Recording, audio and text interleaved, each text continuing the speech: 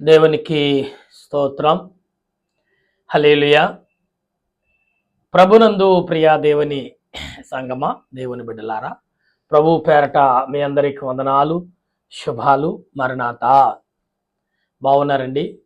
మీ అందరూ బాగున్నారని తలంచుచు మన ప్రభువును రక్షకుడైన యేసుక్రీస్తు పరిశుద్ధమైన నామమున మీ అందరికీ శుభాలు తెలియపరుస్తూ, ప్రియులారా, ఈ ఉదయ కాలము నుండి ఇప్పటి వరకు కూడా చక్కడ నడిపింపు దేవుడు ఇచ్చాడు. చక్కడ ఆధారణ ఇచ్చిన దేవదేవునికి వందనాలు, కృతజ్ఞతాస్తుతులు. మరొకసారి మీ అందరికీ వందనాలు. మరణాత. ప్రియులారా, ప్రార్థన చేసుకుందాం.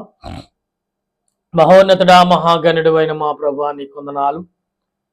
సమయంలో నీ వాక్యమును బట్టి నేను మాట్లాడుచుండగా నీ ఆలోచన క్రియలు, నీ తలంపులు నాకు అనుగ్రహించి బలపరచమని, నీ సన్నిధి మాకు తోడుగా ఉంచమని, నీ ఆలోచన క్రియలు మాకు దయ చూపించమని, నీ ఆత్మ నడిపింపు మాకు దయ చూపించి నడిపించి బలపరచమని, ఆత్మరూపుడు రక్షణకర్త అయిన యేసుక్రీస్తు పరిశుద్ధమైన నామములో అడిగి బ్రతిమాలుచు. ప్రభా, నీ దాసుడి నన్ను నీ సిలువ చాటును మరుగుపరిచి నాలో నీ ఉండి నీ బిడ్డలతో మాట్లాడమని క్రీస్తు ప్రభు నామం అడుగుచున్నాను పరమ తండ్రి. ఆమేన్. మన తండ్రి అయిన దేవుని సహాయం తోడై నడిపించును గాక. ఆమేన్. ప్రభునందు ప్రియా దేవుని బిడ్డలారా, ప్రభు పేరట మరొకసారి మీ అందరికీ శుభాలు తెలియపరుస్తున్నాను. ఎందుకంటే దేవుడు తన ఆలోచన బట్టి, తన కృపను బట్టి అనేకమైన రీతిలుగా దేవుడు మనకు ఆదరణ ఇచ్చుచున్న వారై ఉన్నారు. గనుక ప్రభు పట్ల మనం ఎంతగానో ఆసక్తి కలిగి, ప్రభు పట్ల ఎంతగానో ఆలోచన కలిగి మనం ఉన్నాం. అటువంటి ఆలోచనలన్నిటిలో ప్రభువు నీ ద్వారా నా ద్వారా మాట్లాడుతూనే ఉన్నాడు, అనేకుల ద్వారా ప్రవచిస్తూనే ఉన్నాడు. అయితే ఈ ప్రవచనాలకు అన్నిటి కారణము ఆత్మ తలంపులుగా మనం భావించి కలిగి ఉండాలి. కనుక ఈరోజు పాఠంలో మనం మరి 119వ అధ్యాయం చాలా మట్టుకి ఉంటాయి. కొన్ని భావాలుగా ఇవి వివరించుటకు నేను సిద్ధపడి ఉన్నాను. క్లుప్తంగా కొన్నిగా మరి రోజుకొక పేజీ చొప్పున వివరించాలనేది నా ఉద్దేశం. కనుక గమనించండి, దాన్ని బట్టి ప్రార్థన చేద్దాం. దేవుడు తన క్రియలను బట్టి అనేకమైన రీతిలుగా మనల్ని బలపరుస్తూనే ఉన్నారు. ప్రభు బలపరుస్తున్న ప్రభు యొక్క కృపను బట్టి దేవునికి ఎంతగానో మన కృతజ్ఞతాస్తుతులు చెల్లించాలి. కనుక ప్రియులారా, మనం ఆలోచన కలిగి ఉన్నప్పుడు దేవుడు మనకు అనేకమైన రీతిలుగా ఆలోచన ఇచ్చుచునే ఉన్నారు ప్రభు.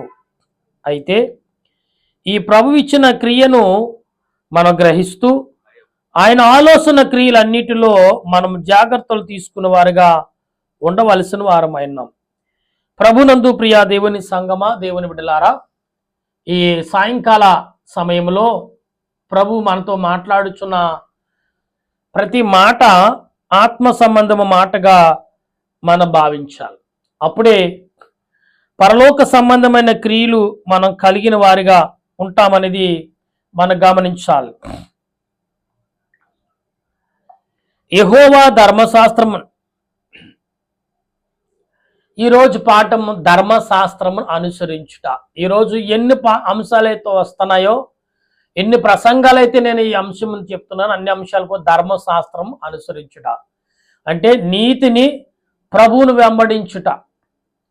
ఈ ప్రభువును వెంబడించే అనే మాట ఆత్మ సంబంధమైన మాటగా మనం భావించాలి ఇక్కడ. ఎందుకంటే దేవుడు అనేకమైన రీతిలుగా నిన్ను నన్ను బలపరుస్తూనే ఉన్నారు ప్రియులారా.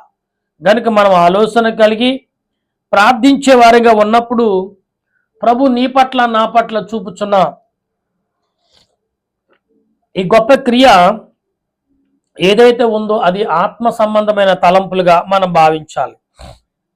ఆయన శాస్త్రములను గైకొనుచు పూర్ణ హృదయముతో ఆయన వెతకవారు ధన్యులు. వారు ఆయన మార్గములు నడుచుకొనుచు ఏ పాపమును చేయక నీ ఆజ్ఞలన్నీ జాగ్రత్తగా గైకొనవలనని నీవు మాకు ఆజ్ఞాపించి ఉన్నావు. ఆహా, నీ కట్టడలను మేము గైకొన్నట్లు నా ప్రవర్తన స్థిరముగా ఉన్నట్టు ఎంత మేలు. ఇక్కడ భక్తుడు మాట్లాడుచున్న ఈ మాటలన్నీ కూడా మనం గమనించాలి. ప్రభునందు ప్రియా దేవుని బిడ్డలారా, దేవుడు ఎందుకు ఈ మాటలు మనకు చెప్తున్నాడు? అసలు దేని నిమిత్తం ప్రభు మాట్లాడుచున్నాడు అంటే మనం ఆలోచన కలిగి ఉన్నప్పుడు చాలా విషయాలు బైబిల్ గ్రంథంలో చాలా రకాలుగా మనం మాట్లాడవచ్చు. అయితే ప్రభు సెలవిచ్చిన ప్రతి మాట ఆత్మ సంబంధమైన మాటగానే భావించాలి. కనుక మనము ఆత్మ సంబంధమైన క్రియలు కలిగి దేవుని ఎడల విశ్వాసము నమ్మకము కలిగినప్పుడు దేవుడు ఏ రకంగా నీకు నాకు జవాబిస్తాడు, ఏ రకమైన ఆలోచన నీకు నాకు కలగజేస్తాడు అనే ఆలోచనలో మనం కలిగి ఉన్నప్పుడు దేవుడు తన ఆత్మీయతను బట్టి నిన్ను నన్ను బలపరుస్తున్నాడని భావం మనకు కలిగి ఉండాలి. ప్రియులారా, దేవుడు ఏ రకమైన మాటలతో మాట్లాడుతున్నాడు మనల్ని అని ఆలోచన కలిగి ఉన్నప్పుడు ప్రభు చూపుచున్న ప్రతి క్రియను ఎరుగుని వారిగా ఆత్మ సంబంధులుగా మనం జీవించే వారిగా ఉన్నామనేది మనం ఎరిగి ఉండాలి. ఎందుకంటే ప్రభు మాట్లాడుతున్న ప్రతి క్రియను మనం ఎరిగిన వారిగా ఉంటే ఆయన క్రియలు మనకి ఎంతగానో ఆదరణ ఇచ్చేదిగా ఉంటుంది, ఎంతగానో ఆదరణ ఇచ్చేదిగా ఉంటుందనేది మనం నమ్మాలి. అప్పుడే పరిశుద్ధాత్మ దేవుడు నీ పట్ల నా పట్ల చూపుచున్న ఈ క్రియను మనం ఎరుగున వారిగా ఉండవలసిన వారు అయి ఉన్నాం. ప్రభునందు ప్రియా దేవుని సంగమా, దేవుని బిడ్డలారా, ఈ సమయంలో దేవుని ఎడల మనం ఏ రీతిగా అయితే మనం కలిగి ఉన్నామో అదే రీతిని మనం ఎరిగిన వారిగా ఉండవలసిన వారమై ఉన్నాం. కనుక మనం గమనిస్తూ ఉంటే ఇక్కడ చాలా విషయాలు కనబడుతున్నాయి. అంటే మనము ఏ రకమైన రీతిని మనం ఉన్నాం, ఏ రకమైన క్రియలు మనం కలిగి ఉన్నాం, ఏ రకమైన క్రియలు ఆయన మాటలు వినుచున్నాం. పూర్ణ హృదయముతో ఆయనను వెతుకువారు ధన్యులు, వారు ఆయన మార్గములో నడుచుచు ఏ పాపమును చేయగా నీ ఆజ్ఞలను జాగ్రత్తగా గైకొనవలెనని నీవు మాకు ఆజ్ఞాపించున్నావు. ఆహా, నీ కట్టడలను గైకొనున్నట్లు నా ప్రవక్తన స్థిరపడి ఎంత మేలు. నీ ఆజ్ఞలన్నిటినీ నేను లక్ష్యం చేయనప్పుడు నాకు అవమానము కలిగినట్లు, అంటే నాకు అవమానము కలగజేయదు అనే మాటను ఇక్కడ వింటున్నాం ప్రియులారా. అయితే దేవుడు ఎందుకు ఈ మాటలు మనతో మాట్లాడుతున్నాడు, ఎందుకు ఈ క్రియలన్నీ కూడా మనకు చెప్పుచున్నాడు ఆయన అని ఆలోచిస్తే, ఇక్కడ నేను నీ ఎడ్ల నేర్చుకునిచున్న యథార్థ హృదయముతోను నీకు కృతజ్ఞతాస్తుతులు చెల్లించదను, నీ కట్టడలను గైకుందును, నన్ను బొత్తుగా విడనాడకము. యవనస్తులు దేని చేతను తన శుద్ధిపరుచుకుందరు, నీ వాక్యమును బట్టే కదా, దానిని జాగ్రత్తగా చూచుకునే చేతి కదా. నా పూర్ణ హృదయముతోను నేను వెతికి ఉన్నాను, నన్ను నీ ఆజ్ఞలను విడిచి ఉండనీయకుమని ఇక్కడ వాక్య గ్రంథంలో కనబడుతున్న మాటలు మనం చూస్తున్నాం. ప్రభునందు ప్రియులారా, వాక్య ఆజ్ఞలు అనేది ఎలాగున్నదంటే ఆత్మ సంబంధమైన వాక్యాలుగా కనబడుతున్నాయి.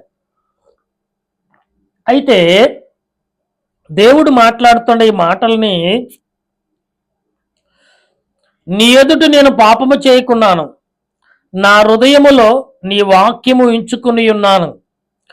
యెహోవా, నీవే స్తోత్రము నందనగుడు వాడువు.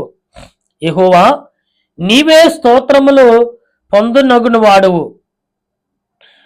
నీ కట్టడలను నాకు బోధించుము. నీ నోట మాట సెలవిచ్చినట్లు నీ నోట సెలవిచ్చిన న్యాయము క్రియలన్నిటిని నేను అంటే ఆత్మ సంబంధమైన క్రియలుగా నేను వివరించుదును అని అంటున్నాడు. ప్రభునందు ప్రియా దేవుని సంగమా, ఇక్కడ దేవుడు మాట్లాడుచున్న మాటలని మనం ఒకసారి ఆలోచనలోకి తీసుకోవాలి. ఎందుకంటే దేవుడు ఎందుకు మాట్లాడుతున్నాడు, దేని కొరకు మాట్లాడుతున్నాడు. అసలు ఎందుకు మాట్లాడవలసి వస్తుంది ఆయనకి? ఈ విషయాలు మనం చాలా జాగ్రత్తగా విశ్లేషణ చేసుకోవాలి. ఎందుకంటే దేవుడు ఆత్మరూపుడు, ఆత్మ సంబంధుడై ఉన్నాడు గనుక ఆత్మ సంబంధుడైన ఆయన ఈనాడు నీతో నాతో మాట్లాడుచున్నాడు అంటే అది ఎంతవరకు రైటు, ఎంతవరకు కరెక్టో మనం ఆలోచన కలిగి ఉండాలి ఒకసారి. కనుక ఈ సాయంకాల సమయంలో వింటున్న మీరు కానీ నేను కానీ మనమందరము కూడా సర్వ సంపదలు దొరుకునట్లు నీ శాసనముల మార్గమును బట్టి నేను సంతోషించుచున్నాను. నీ ఆజ్ఞల నేను ధ్యానించెదను, నీ త్రోవలను నేను మళ్లించెదను, నీ కట్టడలను బట్టి నేను హర్షించెదను, నీ కట్టడలను బట్టి నేను హర్షించెదను అంటున్నాడు. ప్రభునందు ప్రియులరా మనం ఆలోచన కలిగి ఉండాలి ఇక్కడ. అయితే నీ వాక్యమును నేను మరమకై ఉందును, దీవెనలు నీ సేవకుడని నేను బ్రతుకున్నట్లు నా ఎడల నీ దయా రసము చూపించుము. నీ వాక్యమును బట్టి నేను నడుచుకుందును. నేను నీ ధర్మశాస్త్రమును ఆశ్చర్యమైన సంగతులను చూచునట్లు నా కన్నులు తెరువుము. నేను భూమి మీద పరదేశునై ఉన్నాను. ఈ వాక్యము 119 అధ్యాయంలో చాలా విషయాలు ఆత్మ సంబంధమైన విషయాలుగా మనకు కనబడుతున్నాయి. ప్రియులరా, ఇక్కడ మనం ఒకసారి ఆలోచన కలిగి ఉండాలి ఈ 119 అధ్యాయంలో. అయితే నీ ఆజ్ఞలు నాకు మరుగు చీకటి 19వ వచనంలో ఏమంటాడంటే నీ సేవకుడైన నాకు నీ ఆజ్ఞలను నాకు తెలియపరచుము, నాకు మరుగు చేయకుమంటున్నాడు. అయితే ఇక్కడ ఏమంటున్నాడు? నీ న్యాయవీధుల మీద ఎడతగని ఆశ కలిగించుము, దాన్ని నా ప్రాణము క్షీణించుచున్నది. గర్విష్ఠులను నీవు గద్దించుచున్నావు. నీ ఆజ్ఞలు విడిచేవారు, నీ ఆజ్ఞలు విడిచి వెళ్ళేవారు నడిచేవారు, నీ ఆజ్ఞలు విడిచి నడిచేవారు శాపకస్తులు. ఇది 21వ వచనంలో ప్రభు రాస్తున్న మాటలు. ప్రియులారా, లోకం ఏ రకంగా పరిగెడుతుందో తెలియదు కానీ లోకం ఎటీ పరిగెట్టట్లేదు. కానీ లోకం ఏ రకంగా పరిగెడుతున్నా అంటున్నాను కానీ ఏ రకంగా పరిగెట్టదు లోకం. మనమే పరిగెడుతున్నాం. మనమే విపరీతమైన ఆలోచనలో తీసేసుకుంటున్నాం. విపరీతమైన మనుషులుగా మనం సతమతం అయిపోతున్నాం. ఒకసారి మనం ఆలోచించాలి ఈ మాటలు. గనుక గ్రహించినప్పుడు నేను నీ శాసనము అనుసరించున్నాను, నా మీదకు రాకుండా నిందను తిరస్కరించుము అని అంటున్నాడు. నింపుము, తిరస్కరించే శక్తి నింపుము. అధికారులు నాకు విరోధంగా సభ తీర్చుచు మాట్లాడుచున్నారు. అధికారులు ఈ లోకంలో క్రైస్తవుల పట్ల, దేవుని బిడ్డల పట్ల, దేవుని దాసుల పట్ల ఏ రకంగా జరుగుతుందో మనం చూచుచున్న వారమే. ఒకసారి మనం ఆలోచన కలిగి ఉండాలి ప్రియులారా. ఎందుకంటే ఆత్మ తలంపులు కలిగిన దేవుడు, ఆలోచన కలిగిన దేవుడు, ఆలోచన పుట్టించిన దేవుడు అనేకమైన రీతిలుగా నీకు నాకు కృప చూపుచున్నాడు, మేలును కలుగజేస్తున్నాడనే విషయం మాత్రం మర్చిపోవద్దు. అయితే చెప్పుకుందరు, నీ సేవకుడు నీ కట్టడలను ధ్యానించుచుండును, నీ శాసనములు నాకు సంతోషకరం, అవి నాకు ఆలోచనకర్తలై ఉన్నవి. ఇక్కడ ప్రతిదానికి ఒక పదం పలుకుతున్నాడు. కొన్ని సబ్జెక్టులకి దాన్నెత్తు ఈ 19వ అధ్యాయంలో 119వ అధ్యాయంలో పలుకుతున్న మాటలు. దాన్నెత్తు అనే అన్నమాట 24వ వచనంలో పూర్తయి 25వ వచనంలోకి వచ్చినప్పటికీ మాట్లాడుతున్నాడు. దాన్నెత్తు అంటే, దాన్నెత్తు అనే మాటకు ప్రతిదీ కూడా ఇక్కడ వచనాలుగా మనకి కనబడుతున్నాయి. అంటే ఒక వచనముగా మనము గమనించుకోవాలి. 23, 24 దానెత్తు అనే మాటకు ఇక్కడ కనబడుతున్న మాట ఏంటంటే చాలా వివరణ, ఇక్కడ కనబడుతుంది. ప్రభునందు ప్రియులారా, దేవుని వాక్యములో ఏ రకంగా నడుచుకుంటున్నాం అంటే, అతుకొనుచున్నది నీ వాక్యము చేత నన్ను బ్రతికింపుము, నా చర్యలంతా నేను చెప్పుకొనగా నీవు నాకు ఉత్తరం ఇచ్చితివి, నీ కట్టడలను నాకు బోధింపుము, నీ ఉపదేశ మార్గములు నాకు బోధపరచుము, నీ ఆశ్చర్య కార్యములను నేను ధ్యానించెదను. వ్యసనము వలన నా ప్రాణము నీరైపోయెను, నీ వాక్యము చేత నన్ను స్థిరపరచుము. కాబట్టి మా నడత నాకు దూరము చేయము, నీ ఉపదేశము నాకు దయచేయము.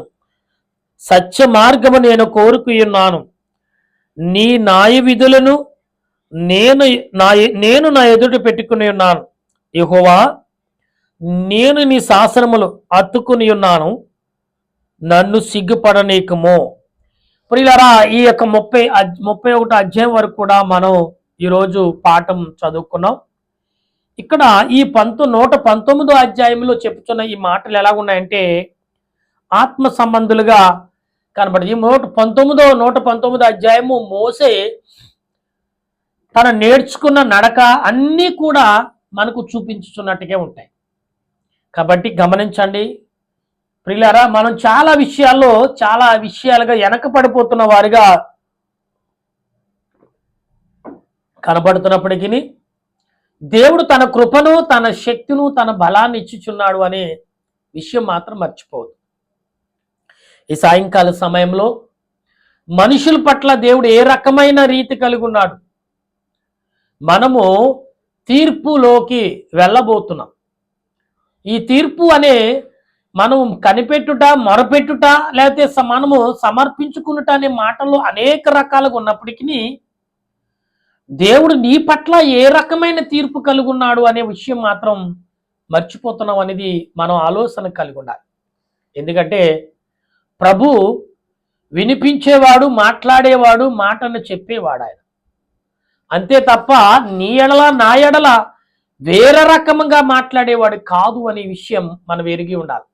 సాయంకాల సమయంలో వింటున్న మీరు, నేను మరి ఆదరణ, ఆత్మీయత మనం కలిగి దేవుని ఎడల విశ్వాసం, నమ్మకం కలిగి ప్రార్థించే కృపను ఆ పరిశుద్ధాత్మ దేవుడు మనందరికి అందించును గాక.